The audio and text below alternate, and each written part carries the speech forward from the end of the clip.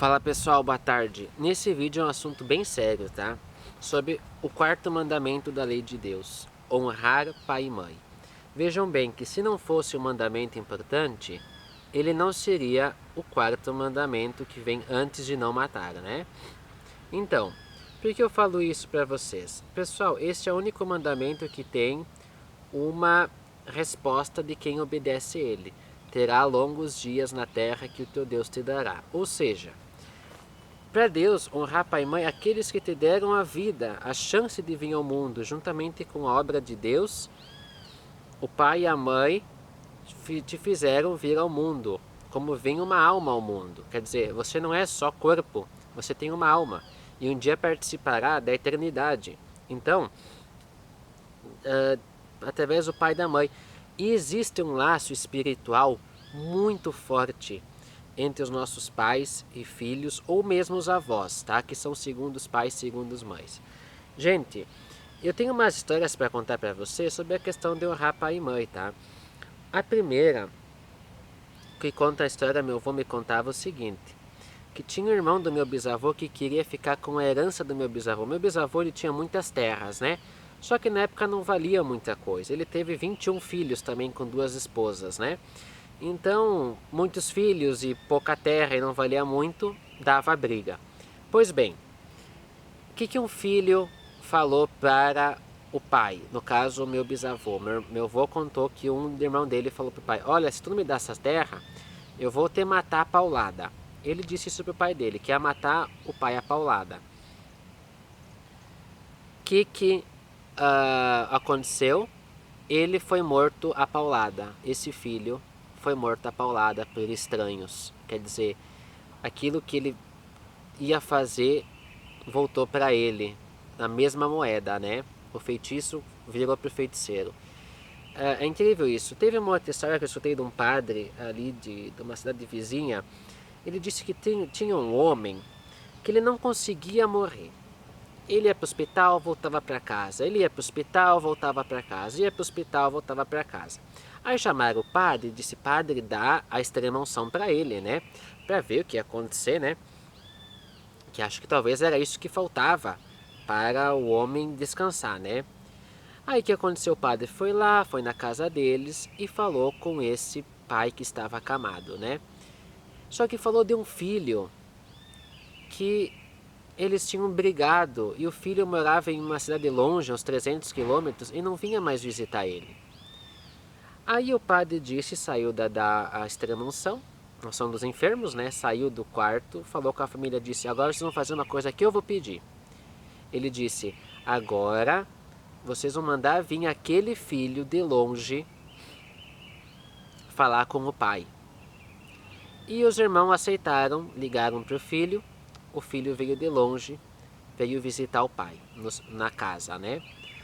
Ou hospital, não sei. O que aconteceu? Eles conversaram durante 15 minutos, o filho saiu do quarto, voltaram lá meia hora depois, o homem tinha morrido. Quer dizer o quê? Nós criamos laços nessa terra que vão para a eternidade. É muito importante que nós não tenhamos remorso no fim da vida, que nós não tenhamos pendências. O momento de decidir a eternidade é aqui e agora, é enquanto nós estamos vivos. E de fato, esse senhor, ele não conseguia morrer porque ele tinha um acerto com o filho dele, talvez um perdão, simplesmente um perdão, para ele poder a alma dele ir sem mancha, né? E sem pendências aqui na terra. Então, é incrível isso. Deixa eu ver se eu tenho mais alguns exemplos para falar sobre isso. Bom, às vezes o pai, uma mãe, uma avó e o avô amaldiçoam os filhos ou os netos. E maldição de pai e de mãe e de avô e de vó, ela pega, tá? Isso tem que cuidar muito. Então a gente pede para os pais: jamais amaldiçoem seus filhos. Jamais. Teve um caso do padre Amorfio, o exorcista italiano, que ele contou num livro, que teve um pai que pagou uma educação para uma filha, né? Para ela poder estudar. E numa época que era difícil ter o diploma superior. E conseguiram pagar para ela. E ela se apaixonou por um operário de uma empresa, né? E quis casar com ele. Os pais não gostaram, tentaram fazer de tudo para separar, não separou. E aí, finalmente casaram. No dia do casamento, o pai dela chamou ela e o esposo perto. E aí ele falou, jogou uma maldição contra a filha e o marido dela. O que aconteceu com essa família? Experimentaram toda o sortilégio de pragas, de sofrimento, filhos excepcionais, dificuldades financeiras, coisas que dão errado. E aí levaram esse caso para o exorcista na época, o padre Cândido Amantini, e ele fez acompanhamento, ele fez exorcismos nessa família para afastar esse mal. Mas o padre Murphy dizia, é uma maneira que Satanás atua fazendo maldição paterna, né? Então, mas ele disse, o padre depois no final, a oração aliviou, mas não conseguiu corrigir ou desfazer totalmente essa maldição da força que tem a autoridade do pai e de uma mãe, de um avô e de uma avó sobre um filho, né? Eu tinha um outro caso conhecido também de um filho que ele brigava muito com o pai, né? E a gente sabe que isso acontece, por isso é importante pedir muitas vezes perdão para o pai e a mãe e o filho pedir para os pais. E eles brigavam muito. E esse filho, ele tomava muito refrigerante, tá? Tomava muito refrigerante. E o pai dele dizia assim, filho, para com esse refrigerante. Para de tomar isso ali. O dia que tu cair num hospital, tu não volta mais. Quer dizer, falou isso. Foi uma advertência. Mas ao mesmo tempo teve um peso espiritual essa palavra. O que aconteceu? O que aconteceu com esse filho? Ele tinha diabetes, ninguém sabia. Ele só tomava muito refri, né? Muito refrigerante. Ele virou o pé. E aquele pé começou a inchar, infeccionar. Foi para o hospital. Aí teve que amputar a perna.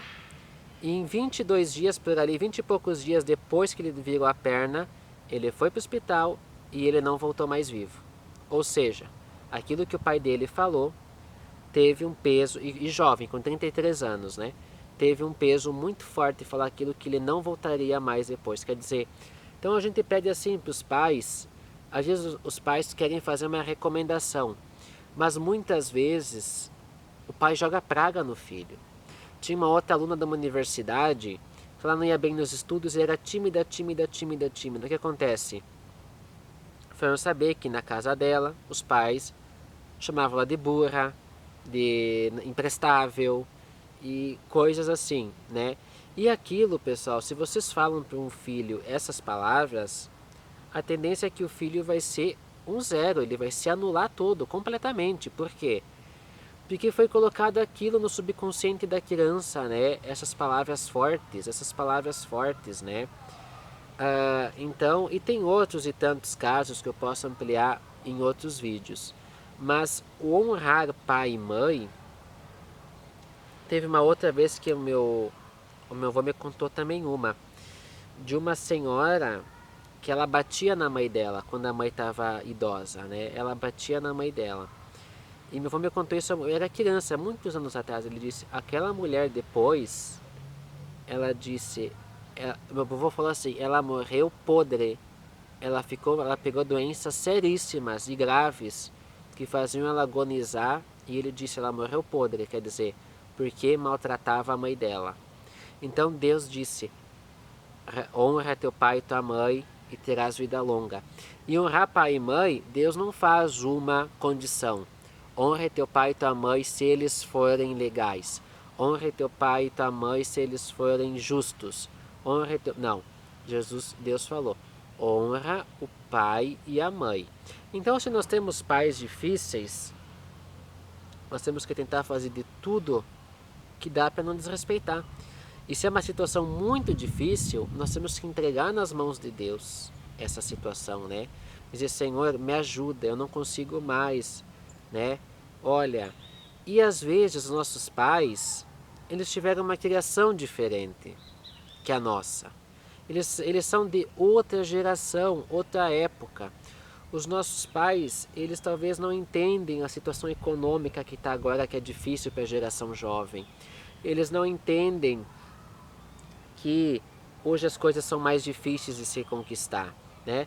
Mas a gente tem que rezar para dizer: dá discernimento aos meus pais, Senhor Jesus, dá discernimento para que eles mudem, para que eles me aceitem, né?